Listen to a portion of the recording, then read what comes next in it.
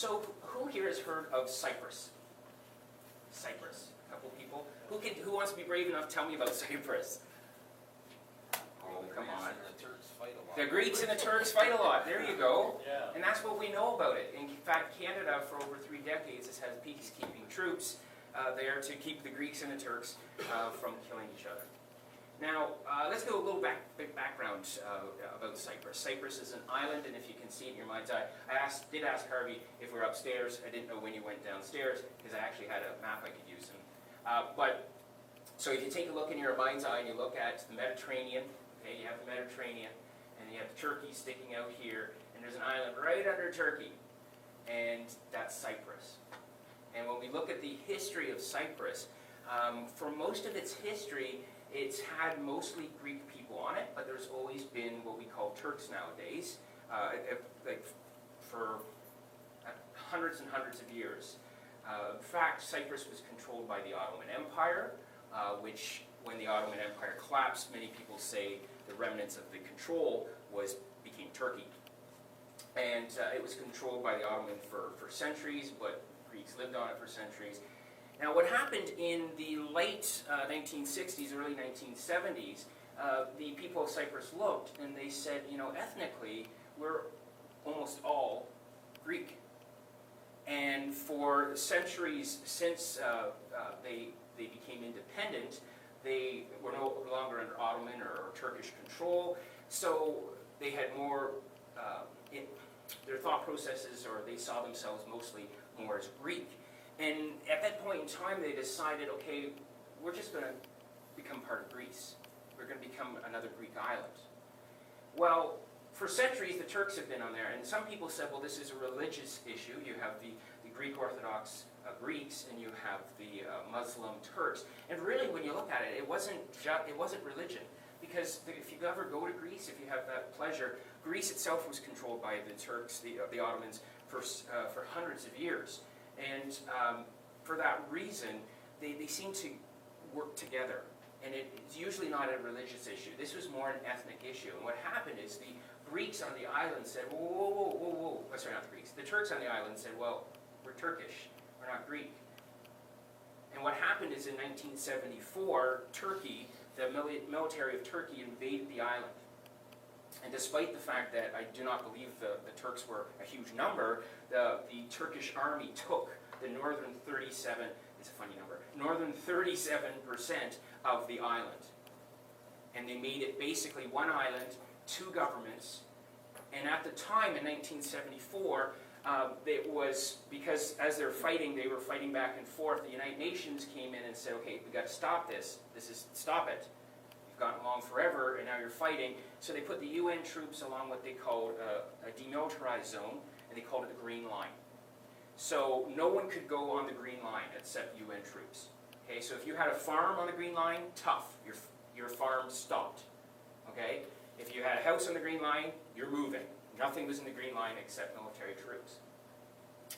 The Turkish government, as I said, they took the northern 37%, but they then said, okay, anything below the Green Line, it's gone as far as they're concerned. There was no open travel. The north was blocked. Okay? Now the world condemned this action because the world was saying, at the time was saying, wait a second, Cyprus they were going to work on them by themselves, the Cypriots, figuring out what they wanted to do, and then there was a military action. So that's why you had the UN involvement, because they condemned Turkey's actions, and they wanted to settle this. Well, today, what do we see in Cyprus today? That was 1974. Are things perfect in Cyprus? Absolutely not. And today you still have one island, and you have 2 governments, but there's a big difference. The difference is these 2 governments are working together. They argue, they still fight, but the fights are very, very rarely physical. I haven't seen any lately they are. It's just arguments. Okay? And the 2 governments are trying to work together to become one island again, one government again. You have this Green Line, but it's no longer a military line. And if your farm was on the line, the farmers are back. Your house is on the line, your house is back. People are living on this in the demilitarized zone. and people are traveling north and south. And as one Greek Cypriot said, we're all Cypriots. See, what had happened was the international community actually did cause the change. Both the North and South Cyprus governments, they were like, no, we're in this for the long run, until the Greeks, the Turkish army's gone and we can take the whole island, was the Greek version, and the Greek-Turk version until we can take the southern part. They were locked in there. And the international community through the UN said, no, we're going to put these troops here, and you're going to start to work together. And this was an example of, even though they're still bickering, there's still two governments, it's pretty open, and they are working. They're arguing, and just like siblings, and they're arguing, but people predict eventually it's going to happen. And if you're a Cypriot today, you can go to the north-south, it's not the issue that it was. But the biggest thing is, when you read up about the opening of the border between North and South, and you see the international influence, what came to me, and this is why I'm mentioning it today, is the international community applied the pressure to these two governments and allowed the people to have some freedom. And soon as, and this is the beautiful part, the whole point of me telling you this, okay? As soon as they allowed people some freedom, people themselves ignored the border between the two areas. The people themselves started living and working in the demilitarized zone. The people themselves would travel north and south. Soon as you eliminated on paper that wall, the people themselves took the initiative. You gave them a little bit, the whole give them an inch, they'll take a mile. In this case, it was wonderful. They gave them a little bit of freedom, and the people themselves eliminated this wall between north and south. And as I mentioned before, with the box on his face, we create walls. And Cyprus had this, you look at it, it was just, not literally a wall, not like the Berlin Wall, but it was a barrier. And you can call it a barrier, you can call it a wall, you call it what you like. We do that all the time. And you might say, well, yeah, that's right, that's terrible of Cyprus to have that barrier. It's terrible where, Berlin and the Berlin Wall was up there for decades. I'm not just talking about those walls. You go by a new subdivision. What's the first thing they do in a new subdivision? They don't have any trees planted. They don't have anything, but they have their walls. And now you say to me, John, but come on, John, you're kind of a private person, and I am. You like your walls. You like your privacy. I like my privacy. But the walls aren't just for privacy. The walls are excuses. I can't go next door and talk to my friend that's having a bad day because I can't see through that wall if they're having a bad day. Yeah, you're right. You can't see that through that wall. But does that wall prevent you from walking around it? Knocking on the door and saying, hey, neighbor, how you doing today? Want to go grab a coffee? Or picking up the phone? In the new subdivisions, do you even know the phone number of the person you've lived beside for the last 10, 20 years? It happens. We build up walls all the time. And in the case of a new subdivision or moving in a new neighbor, even in an old area, and putting up those walls, those physical barriers are just excuses. Because we have so many barriers, we have so many walls in our lives. And we use those as excuses as well. And if you think about it, it's ironic. The whole thing is ironic. I have the great privilege to talk to many different people and different, with many different hats on I wear. And when I talk about people, they tend to feel a lot of remorse about our society. And they say, especially people who are a little bit older, and they remember how people were in the past. And I remember, I think, well, I'm not that old, but I remember when I was a little kid, and I look at my kids and the world around them, and it's not the same. It's not the same. And we lament it, and we look back, and we say, man, why couldn't it be what it was? Have you ever walked into the grocery store and, people completely ignore you? I'm just a country boy from originally outside Strathroy, now living in Sarnia. We're actually moving to Brights Grove this summer for part of that reason. I'm not picking on Sarnians at all. It's just I'm used to the country, and Brights Grove has more of that community feel to it. Where I can walk down the street and they say, "Hi, John." And I say, "Oh, hi, Bill." We lament not having that, and yet we so willingly gave it up. I don't know why. Like, you could sit back and you could argue and debate, and philosophers have, and psychologists have, and sociologists have, why we desire what we gave up. And when we look at our society today, and we really sit back and say that, and if we all sat down here and discussed what we really don't like about society today, it's things that we do. And often it's intentional. I'll hear a little pet peeve of mine. Does it mean anything? No, but it's a pet peeve of mine. I hold doors for people. I was taught, I was raised, you hold doors for people. That's polite. But when someone walks by and doesn't even acknowledge your existence, I'm like, what are you doing? That's a pet peeve of mine. But that doesn't mean that I just get mad and then start, ignoring people to hold doors for me.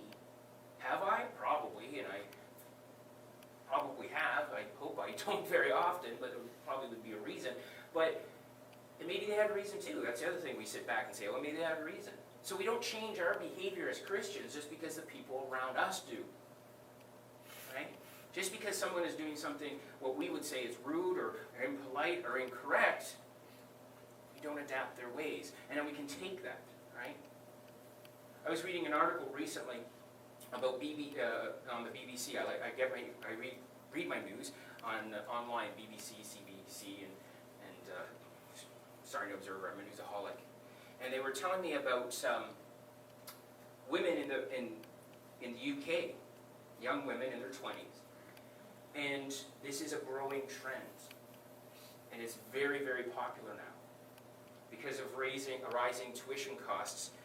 Women in the UK are becoming escorts. And I read the article, but they're not escorts. When I read the article, everyone in this room would call them prostitutes. They just put a term on it. And they were telling in the article about how the more physical they get with someone, the more they get paid. It sounds like prostitution to me. And what blew my mind was the attitude of these young women, how wonderful this is. And then they quoted the mother who said, "I'm so proud of her." I'm like, what? What is wrong with this place?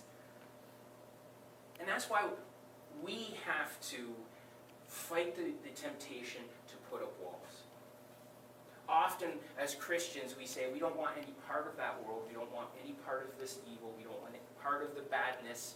And that's understandable, right? But if we do that, we can't have any positive effect. People cannot see the goodness and the light through which we live our lives if we're hiding behind a wall. We sometimes see that, right? And we see that, and we might even complain to people about that. Where we look in a news article, and there'll be these religious organizations, these groups of people who have their own little town. And that's where they live, because the rest of the world is evil. And we usually criticize these people. But we do that mentally ourselves so often. And don't get me wrong, I'm not saying, okay, you hang around sinners and become like sinners. I'm saying we do what Jesus did and hung around sinners and said, no, that's not how you do it. You do it with love, you don't do it out of preaching. If you go and preach, hey, I'm Scottish, you preach to me, I'm going to resist you. That's just my DNA. But if you show me love, I'll listen to you. But we are too busy putting up walls. What bothers me is I see people who have been raised to know better, and yet they've adopted the ways of the world. And what bothers me is they know better. We know better.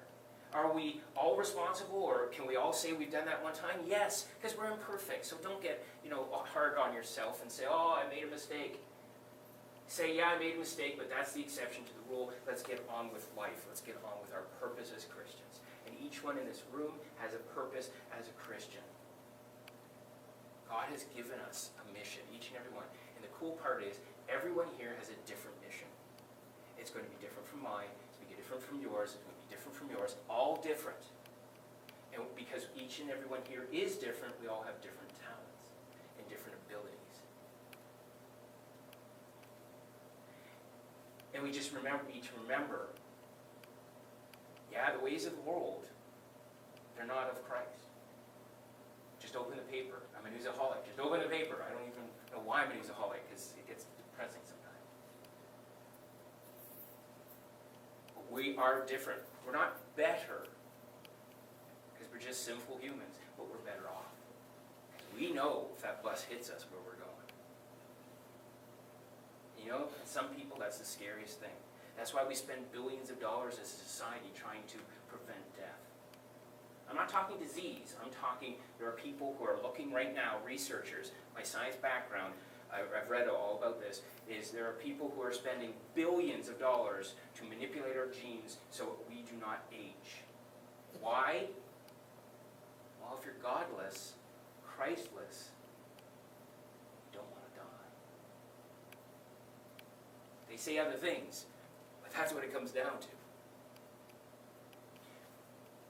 Well, the other thing we need to remember is we don't build up walls because we're all in it together. You might remember before you came to Christ. Maybe you do. I remember things I did, things I said before I came to Christ, and look back and go, oh, what a moron. I'm calling myself that, so that's why I'm saying that. But the thing is, then I see the love of God. I was that way, and yet He still loved me. And because of my Scottish stubbornness, He had to almost literally take me down at the knees because I would not listen. But he hung in there for me when I didn't deserve it. Is there someone that you know that you haven't hung in there for? Someone that deserves it? No, we don't deserve it. But someone that needs it? Absolutely. I needed it, and I'm so grateful that God hung in there for me. He wouldn't let me go. I have a relative, I can tell you, I have one of my sisters who hasn't come to Christ. And in fact, she quite proudly goes the other way. And that's been a struggle for me. How do I deal this? But we can't give up on people, because God didn't give up on us. And if that person, that spouse or that sibling or whatever is insulted you or thrown up a wall or a barrier or something, don't let the barrier be yours. If they have a barrier, fine. So did Berlin, but they came down. Remember those pictures of people on top?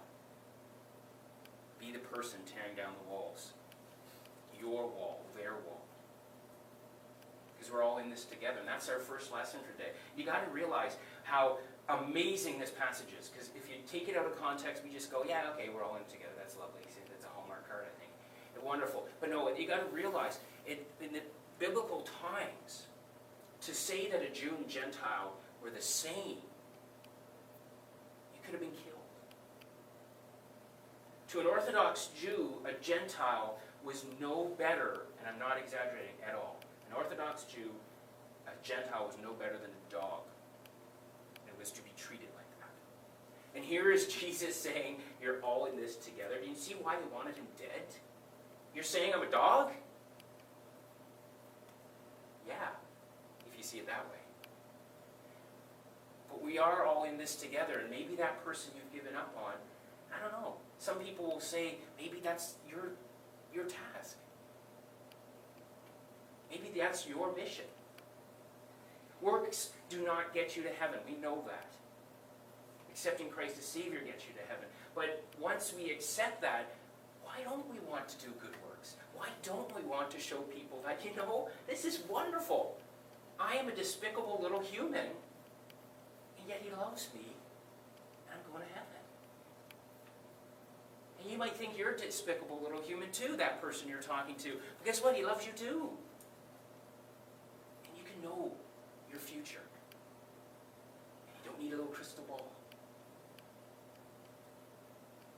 In Matthew, Mark, and we're going to talk more about this next week. I just wanted to mention this, kind of like a segue for next week, sort of. You'll see. If you're here next week, there you go, incentive to come next week. But for our Matthew passage, the one line that just jumped out at me that I wanted to use was, why did Jesus help all these people? What did the passage tell us? Jesus wanted to help these people because they were shepherdless sheep. Think of the image.